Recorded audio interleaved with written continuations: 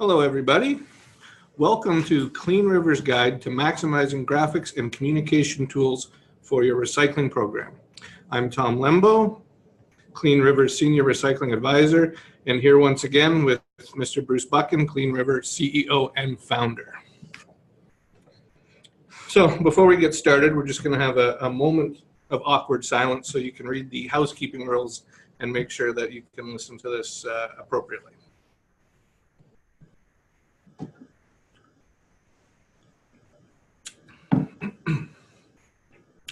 Okay, for this first slide, I just kind of want to paint a picture. Bruce and I have traveled to a lot of different facilities and we've taken a lot of pictures.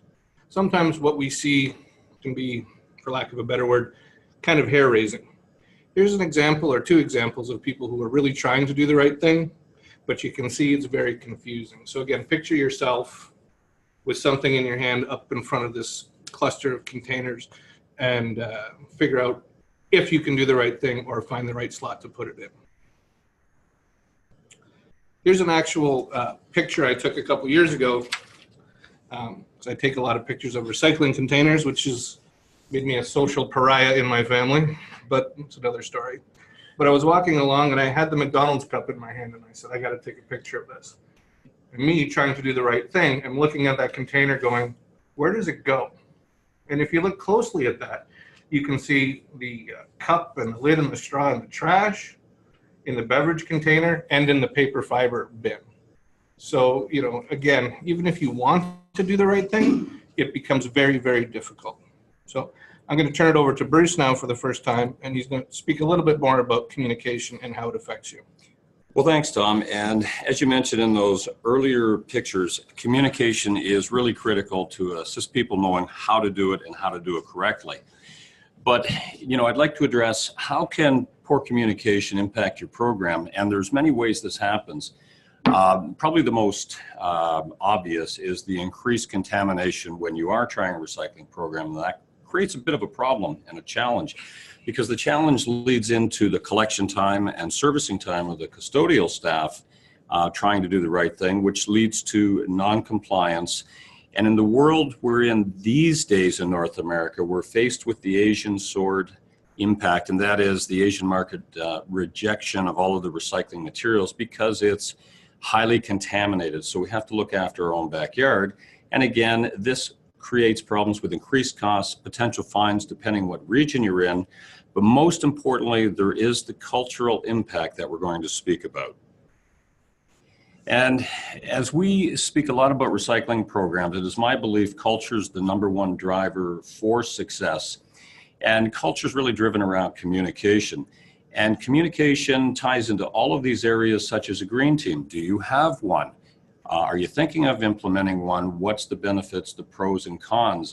And does senior management get involved? Do they communicate the goals on what the strategic plan is and how does it tie into sustainability? And of course, there's communicating the successes, the metrics, and the key performance indicators, which really show everyone the collection stream accuracy. And many times I've seen people set up a recycling program just using their existing containers and just slapping a label on it. And really, what does that communicate to the staff or perhaps people going through the facility?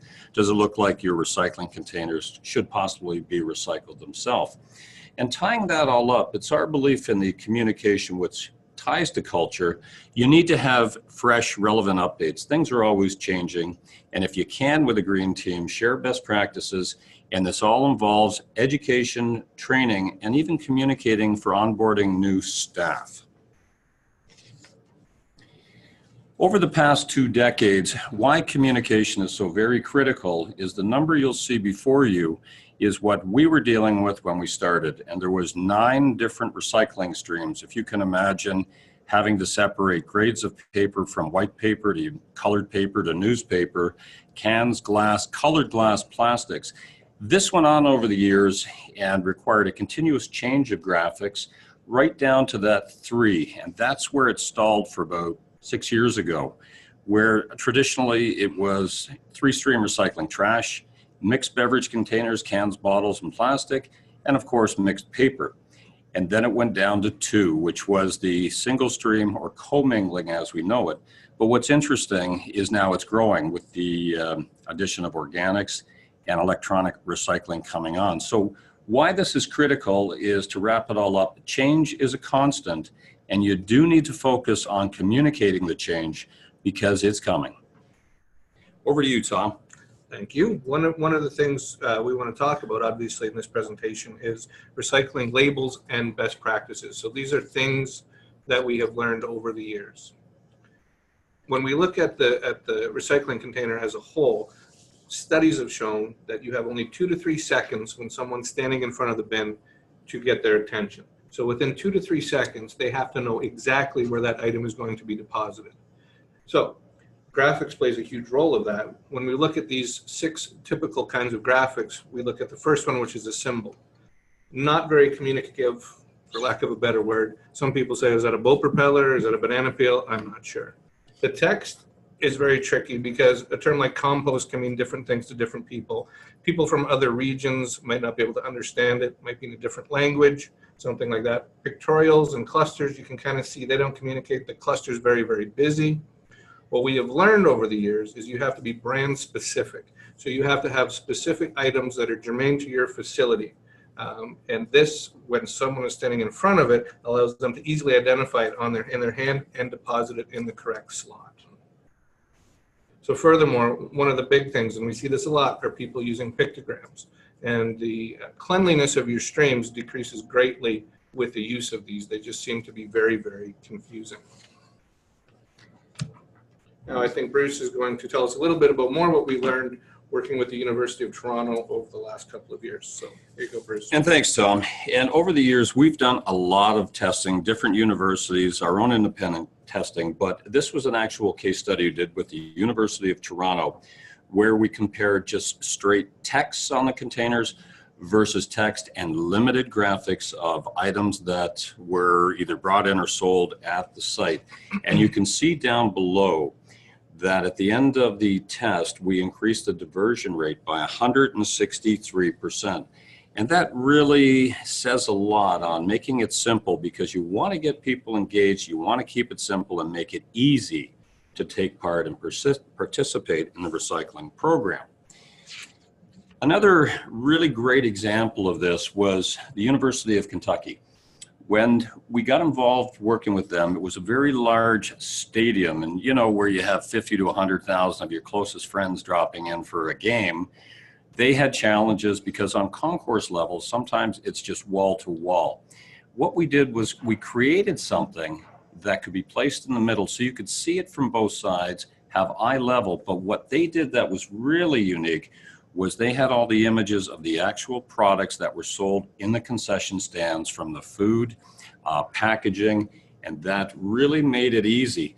And the other thing is, change always happens, and some situations came up where they were collecting nachos and some of the plastic cups had too much cheese, and that was contaminating the entire load. So they asked us to change the graphics, and they were back in business. So flexibility really assists in the communicating of your program. Over the course of the last 2 or 3 years, we've seen this neat new concept where people have actually requested dioramas. Some people call them shadow boxes, but whatever term you use, a lot of sustainability coordinators seem to be embracing this technique. And it's very simple because you can actually get items, packaging material from your local cafeteria and place them inside there. And then when there's a program change, it's very, very simple. So, you know, different styles have created different results. But all in all, it's a really neat idea, and the feedback that we've gotten from the people using this have been quite positive. Also, when it comes to your recycling program, you don't need to reinvent the wheel. Oftentimes, you don't need to go through the process of creating your own graphics. For consistency reasons, a lot of municipalities have already created their own set of graphics. So sometimes it's just a simple phone call to them. They will forward you the information, and you can print them yourselves or put them on your own container. And this way, people who are in your community realize what the graphics are and can use them, you know, throughout the entire area. Here's one that both Bruce and I see a lot. And one of the things I want to stress is that with all these recycling programs we're talking about, they're all based on good intentions. And here you have, in this case, a person who took it upon themselves to make sure they had every single product with terms and everything underneath it, with what to do, what not to do. But in the caption, what's wrong with this picture? It's too busy. People simply won't read it, and we have seen a major decrease in the cleanliness of the recycling streams when you have this style of cluster graphic involved.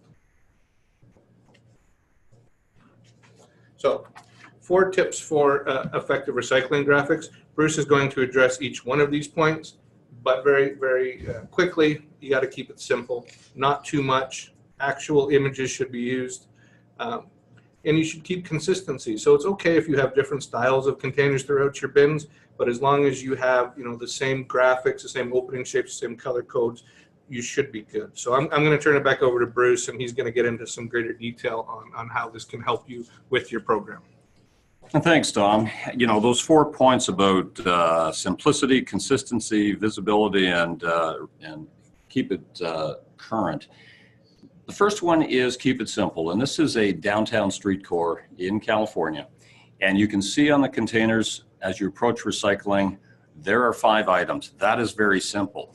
Perhaps they may not capture everything that they need, but they're going to capture a high volume. And it's going to make it simple because not just for the regular people who live there, but for the people who are touring through. You want to make it easy for them so they can participate. So if you can, keep it simple at the beginning. When it comes to consistency, as Tom mentioned, you may have different styles of containers, and this is a perfect example of this. Different sizes for different areas, indoor cafeterias, executive offices, outdoor facilities, sports facilities. So you have the branding the same and the graphics are the same.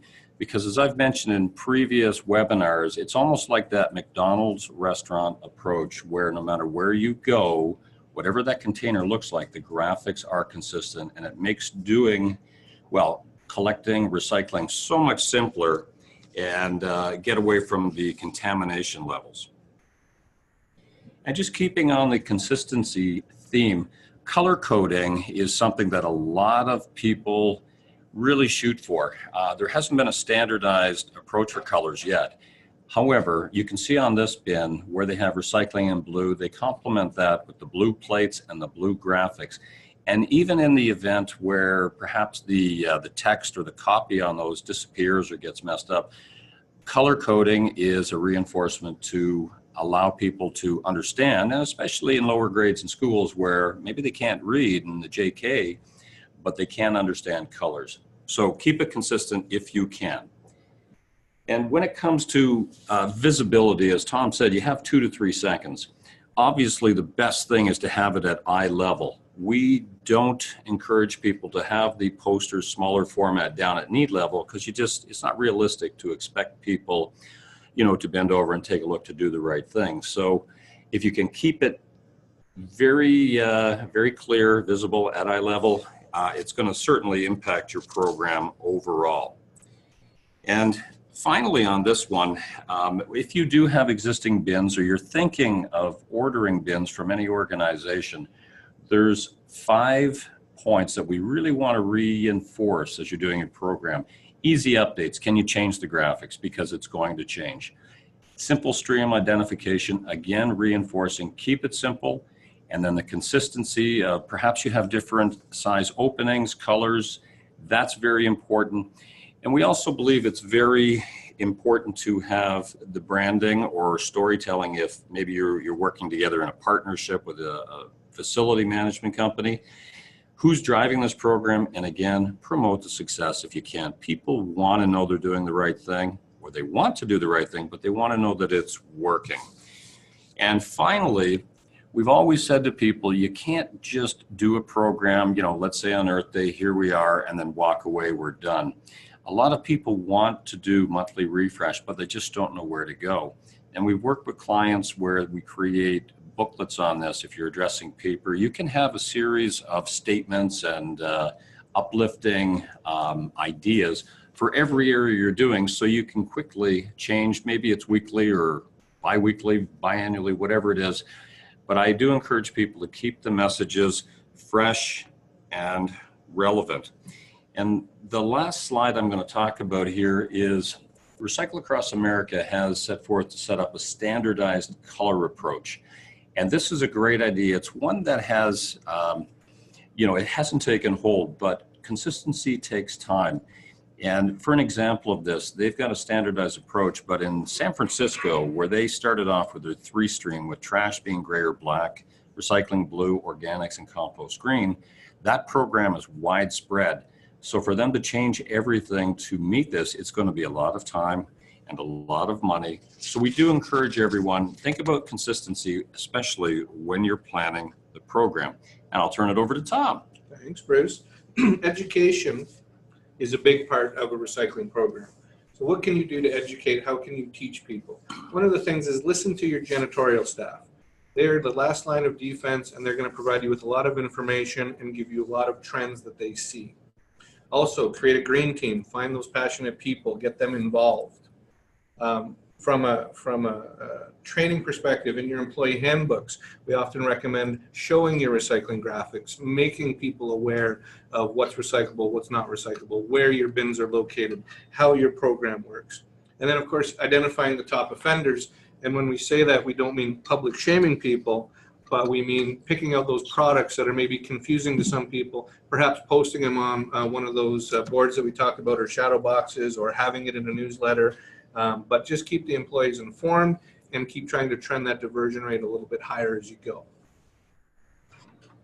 So again, collection, the janitorial staff, and we can't stress it enough how critical it is to involve them.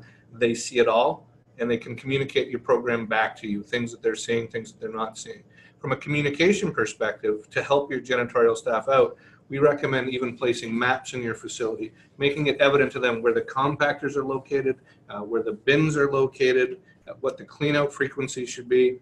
And then, of course, the flow. Always check the flow from how it leaves the container to how it ends up back of house in your dumpster and or your compactor. And Tom, I just wanted to weigh in on a couple of things. One of them that is very, very critical, and it's a language barrier. Because sometimes we've seen situations where best intentions to set up, and the people, they're just joining, or it's temp staff, they don't get it. So there's options there, from having color-coded labels inside so they understand it. But I did want to reinforce, if you're going to be setting up a recycling program and you are perhaps in a union contract situation, they need to be communicated to, because you can have a wonderful program set up, but if it is impacting their day-to-day operations, you will have significant issues to deal with. That's an absolutely fantastic point. When we think about recycling graphics, oftentimes we think about what's on the bin. What we don't tend to think about too often is the communication of the program away from the recycling container. So, we call this thinking outside of the blue box, where you might post posters on the walls or on the ceilings that say, hey, your new recycling containers are coming, or having tent cards on your cafeteria, which can even just have a product of the month. Did you know that this product is recyclable? And just identifying the program in different ways. Metric boards, our diversion rate is 75%, and by 2025, we want to get to 90%, and keep communicating those metrics to people so they know where they're at. All of this helps people buy in, and it's a great way to communicate the program. I'm going to talk about this particular slide briefly, but then Bruce is going to jump in. He's had a lot of experience with this. But essentially, when you use branded products, Coca-Cola, those types of things, you have an opportunity in some instances to get funding from those organizations. So not only do actual images of graphics help with your diversion rate, but it can also be a way to fund your program if funding is an issue. So Bruce, I'll let you explain this a bit deeper. All right, thanks, Tom. And why this is really relevant, we've dealt with large organizations, from universities to quick serve restaurants, and there seems to be a recurring theme, and that is, we want to do this, but we don't have the funding, we can't get the money. And we have worked with clients over the years to come up with creative solutions like, okay, you're going to be doing some branding, so work with marketing and advertising. See if you can, utilize some of their budget dollars to support sustainability, as well as if the branding message out there. You'd be surprised what's available to you when you ask the right questions, because everybody wants to do the right thing, and many times it comes down to a lack of funds. So think outside of the box for financial creativity. And when it comes to communication best practices, that ties into contamination and diversion. Tom touched on a lot of great points with the dioramas where you actually have items attached to the wall.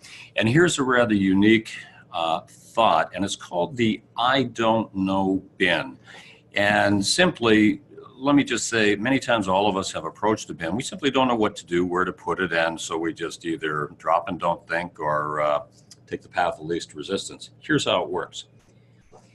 If you have a recycling program in place or you're looking to do one, I urge you to think about the forward program, especially if it's a two-stream, mixed recycling or commingle and landfill. And observe people as they approach it. They want to do the right thing, but they simply don't know where it goes. So if you can create a third stream called the I don't know bin, what you do is you work with custodial, communicate with them on what you're doing, and then you collect the results and determine what's going in there. And this gives you an incredible opportunity to understand where the confusion starts, the main culprits, and also communicate to the people involved on how to make the program simpler. And we've seen this in play, and really it's a simple and cost-effective way to understand some of the challenges. And here's a perfect example of why the I don't know bin could work.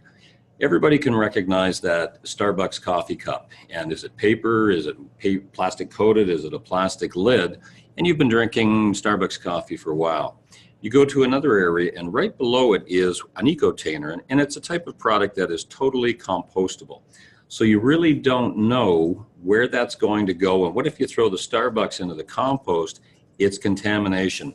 And as Tom had said earlier with the McDonald's cup, people really don't know what it is. Is it paper? Is it wax product? And this is just examples that everyone can relate to on what causes the most confusion and creates increased levels of contamination. And as Tom said, Tom and I, over the last decade or so, we have toured a lot of facilities. But one of the ones that really caught our attention was a mall. 400-store retail mall. We've all seen the malls. And what happened was there was a lot of material being thrown out. So we addressed this. And if you could imagine a mall with 400 stores, as the people leave the back door, and let's say it could be, traditional American Eagle, anything like that. As they're going out, you see on the right, nowhere to throw, it's an outline of color-coded streams, and then on the inside, it could be a map of the facility where the compactors are located.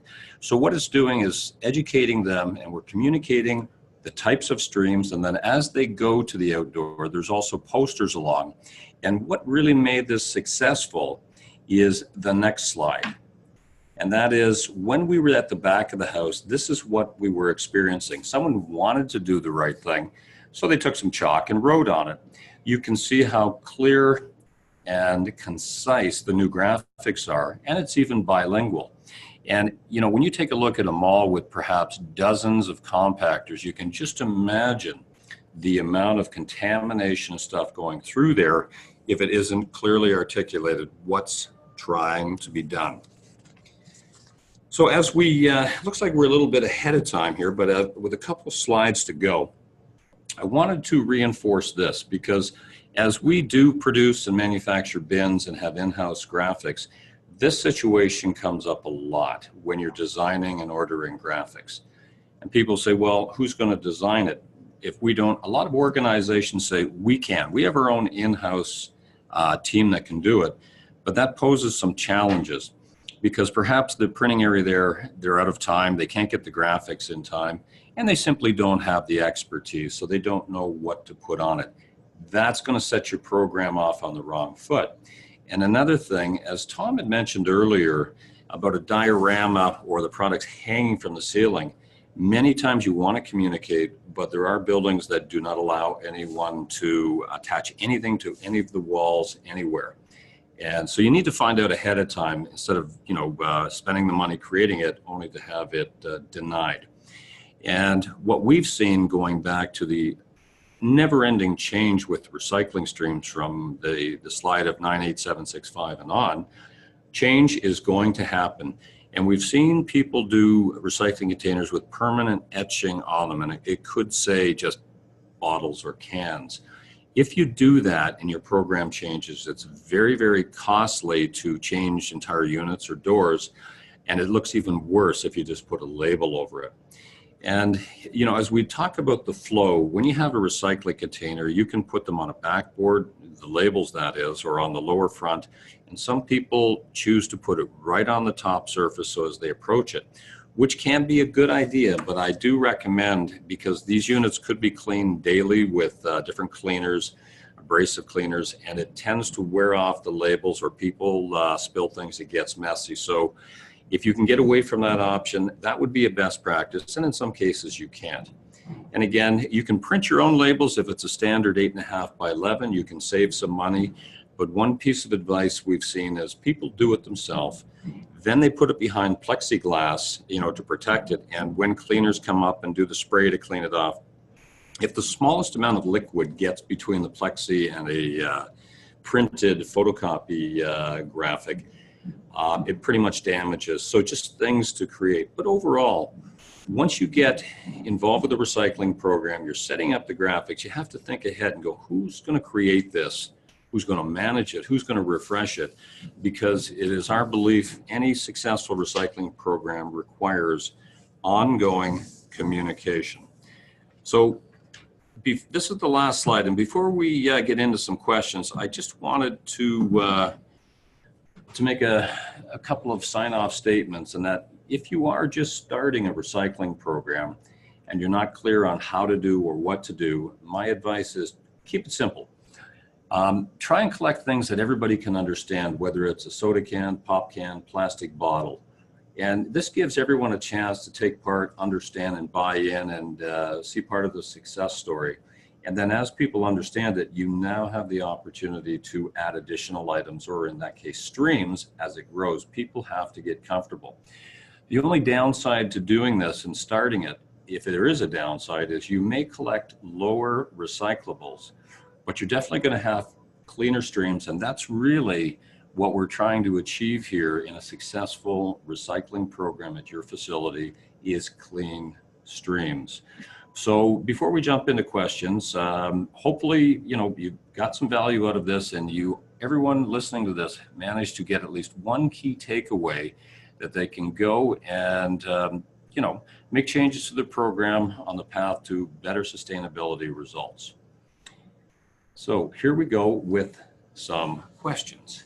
Now, let's see.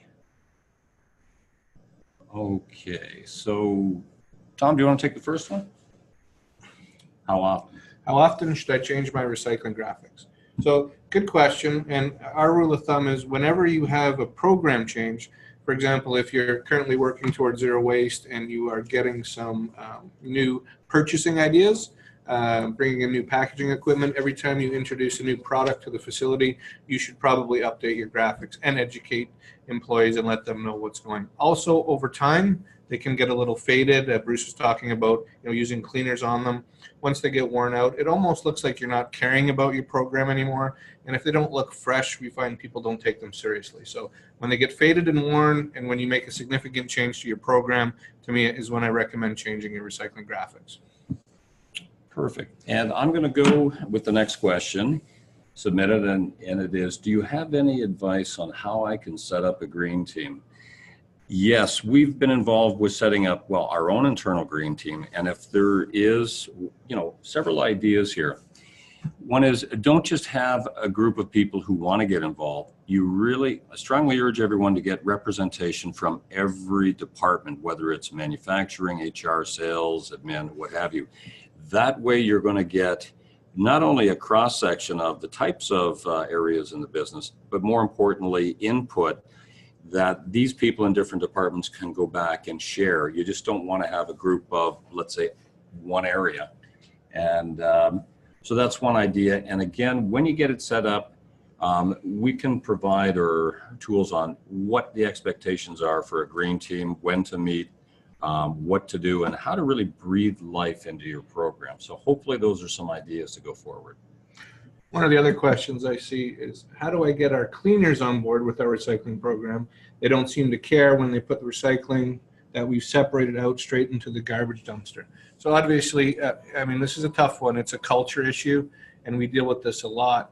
But as we talked about earlier, sometimes it's great to involve them in the program, ask them what they're trying to do or how they can help with the program, let them know what your goals are and your desires are, if you will. Also, getting top-down support helps. So if you have the top-down support of the upper management, they can usually help promoting it. The only time we really see this as an issue if there's a union contract in place and then they the job description requires them not to do it. They often don't. And I know, Bruce, you can probably add to this as well. And here's an idea I saw, which was really interesting. And so the custodial staff for a particular school board was given the opportunity to collect all the beverage containers, and then they would keep them so that the custodial team would collect them, rebate them, and then that would fund their own barbecues and special events and things like that.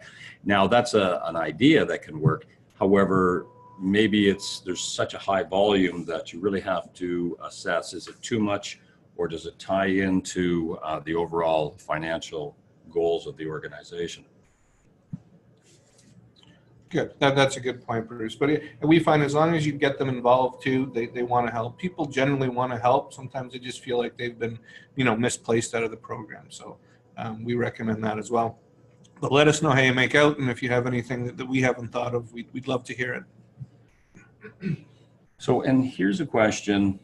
For the I don't know bin, could I just use a box next to my recycling bins for people to put the items in? They're confused about, I don't want to buy a new bin. Absolutely. Just, you may have a 3 or a 4 stream that can become available, but I love the thinking outside of the box. It doesn't, you don't have to go and buy a new bin. It could be a cardboard box. But I strongly urge you to spend the time putting the graphic on what that box represents. Correct. And again, if you're using the cardboard, it can always be recycled, and it's going to be a lot more cost effective to implement the I don't know bin concept. Just curious, where would you put the McDonald's packaging after there's been food in it? You've listed it as recyclable paper, but I thought it was garbage once greasy. So yeah, that's a tough one. Typically anything that has food waste on it cannot be recycled. So that would probably end up in waste. And that's of course one of the biggest challenges that McDonald's has with starting their own recycling program is the majority of their products are, even though they may be recyclable, they're so contaminated with food waste. The only solution to that is to go to all organic products, but there isn't obviously an infrastructure across North America that can support that. So typically food products that have food waste on them cannot be recyclable or recycled. Okay, and great question. Here's one from Conrad. And it says, what is your advice for communicating food and liquids go into the landfill bin? We don't have compost. And you know what? Unfortunately, that is the only choice you have. If you're not offering an organic compost collection, there's no other option. It does have to go into the trash at this point until you manage to set up a program for collection. So, but I think what Conrad is saying is, how do we prevent that from going into the recycling stream? How do we prevent liquids from he wants to put everything in the waste, I assume, but it's just all ending up in the both streams, I suppose. And one of the things we've seen a lot lately is an increase in people wanting liquid capture units. And we've noticed a real big uptick in that. It's a bit tough to manage. If you don't have the ability to hook up to a drain, it can be difficult because your janitorial staff has to stay on top of it. If they don't, you're going to have a mess, particularly if it's inside. But the demand for liquid capture, I would say, in the last year has blown up. And we've definitely been dealing with a lot of clients who are having similar issues. Again, let's revisit your graphics and see what recyclable products are ending up in the waste and what waste products are ending up in the recyclables. They can probably be tweaked, communicated throughout your facility, and hopefully you'll see some improvements after that. Okay, so we have another question here, and this comes from Gabriel. How important is placement of bins throughout the facility and in the rooms themselves? Near entrances, exits, and invisible locations, does this influence stream contamination? This is a great, this is a great question because a lot of people, I've been in areas where literally there's recycling and waste containers every 50 feet, which is not required. And then we've been in university situations, lecture halls, and we just simply say, don't put anything in there. and with signs, whatever you bring in, take out. But when it really comes down to where to place these, the key is high traffic areas such as near restrooms, washrooms, elevators, photocopy areas. So you're not having them everywhere. People are going to visit these places frequently, and it can reduce the amount of containers you're going to have. And as a general rule of thumb, depending on a high density office environment, one container should service about 50 people per day. So hopefully that gives you a little bit of a guideline to start your program. Just a follow-up to the liquid capture question came and says, we have half full bottles of beverages and food soil containers that are often end up in recycling. So unfortunately, there's no quick switch you can flick to change that. It is a communication issue. It is a culture issue. And all we can do is recommend like taking a step back. Let's look at how we communicate to the general public, and talk about the possibility of adding a liquid capture and how people will use that. And then as it's going, we'll see if the communication's working, and then again take a couple steps to keep tweaking it. So it's not, like I said, an overnight process, but we think over time we can get people to start doing that correctly. Terrific. Thank you, Tom. And so that'll end our webinar on graphics and communication best practices. We can answer any questions that we didn't get to, I guess, via email. Okay. And we'd be happy to do that. And thanks again for joining us on this one. And as a sign off, I'm Bruce Buchan, encouraging you to never waste a moment when it comes to improving your graphics and communication practices. Thank you very much. Thank you.